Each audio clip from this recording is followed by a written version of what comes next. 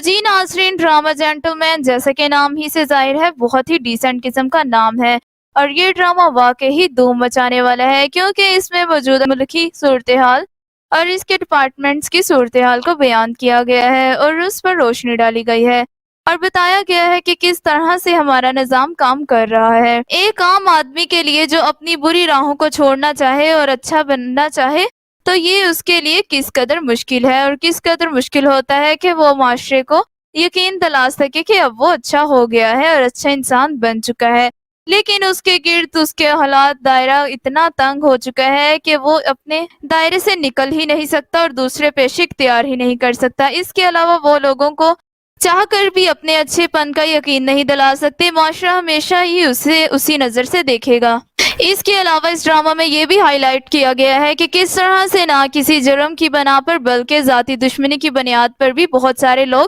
مصیبتیں بھگت رہے ہوتے ہیں۔ یہ ان کا اپنا کیا دھرا نہیں بلکہ کسی دوسرے کی گناہ کی سزا کو بھگت رہے ہوتے ہیں۔ جینٹلمین کے 7 ایپیسوڈ میں بھی کچھ یہی دکھانے کی کوشش کی گئی ہے کہ ڈپارٹمنٹ میں ایک نیا پولیس آفیسر آتا ہے جو کہ مافیا کے خلاف بہت ہی زیادہ سرگرم ہوتا ہے اور چاہتا ہے کہ شہر کے جتنے بھی بڑے ڈان ہیں یا بھائی ہیں ان سب کو پکڑ کر جیل کے اندر ڈال دیا جائے، اور ان سب کی لسٹ میں منا بھائی کا نام بھی آتا ہے۔ منا بھائی کے کردار سے پتہ چلتا ہے کہ وہ جرائم کی دنیا میں نئے نئے داخل ہوئے ہیں اور وہ جرائم کی دنیا کے طور طریقوں سے تو بہت اچھے طریقے سے واقف ہیں، لیکن حکومتی اداروں کے طور طریقوں کے بارے میں بالکل بھی نہیں جانتے۔ پولیس پکڑ کر جیل میں لے جاتی ہے اور اس کے دوست سمیت اسے جیل میں بند کر دیتی ہے اور باقی پکڑے جانے والے لوگ چھوٹ جاتے ہیں، لیکن منا بھائی اور اس کا دوست ابھی تک نہیں چھوٹتا اور پولیس والا اسے بتاتا ہے کہ اگر تم بھی صاحب کو کچھ لے دے کر کام چلا لیتے تو بھی ابھی تک تم بھی جیل سے باہر ہوتے۔ منا بھائی کو اس بات کی سمجھ نہیں آتی کہ یہ لینے دینے کا معاملہ کیا ہے۔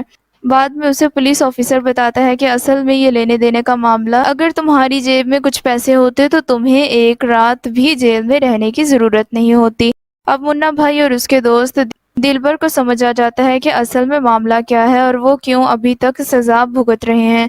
جب بڑے پولیس آفیسر آتا ہے تو منا بھائی یہ کہتا ہے کہ میں فرش پر نہیں بیٹھوں گا، لیکن پولیس والے اسے سمجھاتے ہیں کہ تمہیں تو فرش پر بیٹھنا ہی پڑے گا، اور اگر صاحب نے اس بات کو نوٹ کر لیا تو تمہیں لمبے عرصے تک بھی جیل ہو سکتی ہے، اور تمہاری رہائی کا دار و مدار اس بات پر ہے کہ صاحب کا موڈ کیسا ہوگا، یا نہ کہ اس بات پر کہ تمہارا جرم کتنا بڑا ہے یا چھوٹا ہے۔ پھر منا بھائی کو اور اس کے دوست دلبر کو اے سی پی صاحب کے روم میں لے جاتے ہیں، تو جب انہیں اے سی پی صاحب فرش پر بیٹھنے کے لیے کہا جاتا ہے تو لیکن منا بھائی اپنی ضد پر اڑا رہتا ہے اور فرش پر بیٹھنے سے انکار کر دیتا ہے، جس کی وجہ سے ایس پی صاحب اسے لمبے عرصے کے لیے جیل میں بھیجنے کا ارادہ کر لیتے ہیں۔ اور یہ بات جب پریس میں پہنچتی ہے تو اگلے دن اخبار میں آتا ہے کہ منا بھائی کے اے سی پی صاحب کے کمرے میں فرش پر بیٹھنے سے انکار کر دیا، جس کی وجہ سے انہیں جیل جانا پڑا۔ اس بات سے پریشان زرناب، جو کہ پہلے ہی فارس سے کہتی ہے کہ منا جو ہے وہ بے قصور ہے، میں نے اس کی آنکھوں میں دیکھا ہے کہ وہ اپنے جرائم کو چھوڑنا چاہتا ہے اور اچھا شخص بننا چاہتا ہے۔ اسے اور بھی زیادہ دکھ لگتا ہے کہ جب اسے پتہ چلتا ہے کہ منا کو صرف زمین پر نہ بیٹھنے کی وجہ سے لمبے عرصے کے لیے جیل بھیج دیا گیا۔ جب فارس گھر آتا ہے تو زرناب اس پر دباؤ ڈالتی ہے کہ تمہیں منا کو چھوڑنا ہوگا کیونکہ میں نے دیکھا ہے کہ وہ اچھا شخص بننے کی کوشش کر رہا ہے، لیکن فارس کہتا ہے کہ تم پولیس ڈپارٹمنٹ اور ہمارے طور طریقوں کو نہیں جانتی کہ ایسے مجرموں سے کیسے ڈیل کیا جاتا ہے، اور اس کا نام شہر کے بڑے بھائیوں میں شامل ہے، اس لیے ہم اسے چھوڑ نہیں سکتے اور یہ مناسب ہوگا کہ تم مجھے میرا کام اپنے طریقے سے کرنے دو۔ لیکن زرناب اپنی باتوں پر اڑی رہتی ہے، وہ چاہتی ہے کہ فارس منا بھائی کو کسی بھی صورتحال میں رہا کر دے۔ تو ہوتا یہ ہے کہ فارس کو زرناب کی باتوں کے آگے سر جھکانا ہی پڑتا ہے اور وہ اسے اگلے ہی دن چھوڑ دیتا ہے اور رہا کر دے۔ اور جب فارس کے بڑے آفیسر اس کی وجہ پوچھتے ہیں تو وہ انہیں بتاتا ہے کہ اگر میں انہیں آزاد نہ کرتا، پریس والے اخبار چھاپ چکے ہیں، اس سے بھی بڑا ہنگامہ ہوتا اور جو ان کے لیے سنبھالنا بے حد مشکل ہو جاتا۔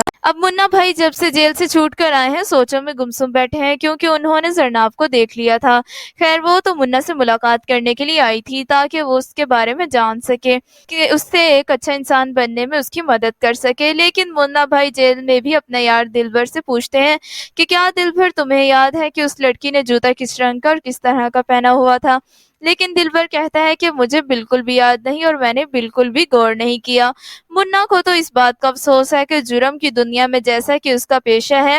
اس میں شہرت بھی ہے اور دولت بھی ہے، سبھی کچھ ہے، لیکن اس میں فیملی بنانے کی بالکل بھی اجازت نہیں ہے۔ منا کے تیور بدل رہے ہیں، اب اپنے باس کے ساتھ بھی جس طرح سے اسے چلنا چاہیے ویسا نہیں چلتا، اور اس کا باس بھی پریشان ہے اور اپنے آدمیوں سے کہتا ہے کہ پتہ چلواؤ آخر منا اچھا بننے کی کوشش کیوں کر رہا ہے اور آج کل ہمارے ساتھ بھی ویسا تعاون نہیں کر رہا جیسا کہ وہ کرتا تھا، اس کی وجہ کیا ہے؟ دوسری طرف زرناب ہوئی ہے بہت زیادہ پریشان، کیونکہ اس کی کلیگ نے اسے بتایا ہے کہ اس کا منگیتر فارس جو پولیس ڈپارٹمنٹ کا ایس پی ہے، اس نے کی گاڑی میں اس نے کسی اور لڑکی کو اس کے ساتھ بیٹھے ہوئے دیکھا ہے، اور گاڑی میں کسی اور لڑکی کے ساتھ بیٹھے ہوئے زرناب کی کلیگ نے ان دونوں کی کچھ تصویریں بھی لے لی ہیں جو کہ وہ زرناب کو دکھاتی ہے۔ یہ دیکھ کر زرناب بہت زیادہ حیران اور پریشان رہ جاتی ہے،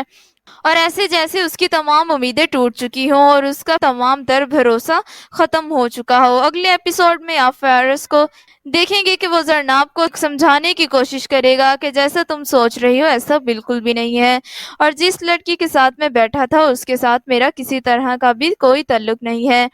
جناب ہو سکتا ہے کہ اس لڑکی نے کسی مجبوری کی وجہ سے فارس سے لفٹ مانگی ہو، یا اس کے ڈپارٹمنٹ کی کوئی کلیگ ہو، یا اس کی سینئر آفیسر ہو جس نے اسے کہا ہو کہ میرے گھر تک مجھے ڈراپ کر دو۔ دوسری طرف منّے کا باس سمجھ گیا ہے کہ منا کس طرح سے اپنے جرم کے پیشے سے ملوث رکھنا ہے اور کس طرح سے اسے یہاں سے نہیں جانے دینا۔ وہ منا کے ساتھ مل کر اس مشن میں چل پڑے گا کہ میں تمہیں زرناب کو حاصل کرنے میں تمہاری مدد کروں گا۔ منا بھائی کا باس یہ جان چکا ہے کہ وہ اصل میں اس ایس پی فارس کی منگیتر ہے جو شہر میں نیا آیا ہے اور بہت سخت مزاج کا ہے۔ اب تو منا نے اور بھی پکا ارادہ کر لیا ہے کہ دیکھیں گے کہ اس کے درمیان اور ایس پی کے درمیان کیا ہوتا ہے، اور یہ سب زرناب کو لے کر ہو رہا ہے۔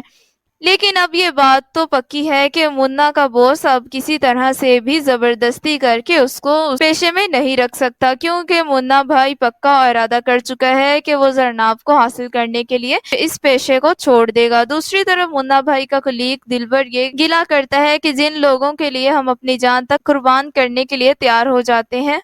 وہ لوگ نہ جانے کیوں ہماری جان بچانے کی ذمہ داری نہیں لیتے، اور شاید کہیں نہ کہیں دلبر کا بھی دل کر رہا ہے کہ وہ اس پیشے کو چھوڑ دے، لیکن وہ اب مجبور ہو چکا ہے، اور جب وہ اپنے باس سے یہ پیشے چھوڑنے کی بات کرے گا تو اس کا باس بہت زیادہ غصے ہوگا اور یہاں تک کہ شاید اسے جان سے مارنے تک کی بھی دھمکی دے دے۔ اب ہم نیکسٹ ایپیسوڈ میں دیکھنے جا رہے ہیں کہ کیا زرناب کو لے کر ایس پی صاحب یعنی فارس اور منا بھائی کے درمیان جب ملاقات ہوگی تو کیا ہوتا ہے، اور ہاں کیا زرناب فارس کی ہی منگیتر رہے گی یا اسے چھوڑ کر منّے کے ساتھ اپنا رشتہ جوڑ لے گی، اور ہم آنے والے ایپیسوڈ میں یہ بھی دیکھیں گے کہ کیا منا بھائی کامیاب ہوں گے اپنے جرم والے پیشے کو چھوڑنے میں، یا اس کا باس اسے کسی طرح سے مروا دے گا۔ لیکن یہ تو صاف طور پر پتا چل رہا ہے اور دیکھا جا رہا ہے کہ اس ڈرامے کا ہیرو تو منا ہی نظر آ رہا ہے۔ اگر آپ کو ہمارا ریویو پسند آیا ہو تو ہمارے چینل کو سبسکرائب کرنا تو بنتا ہے۔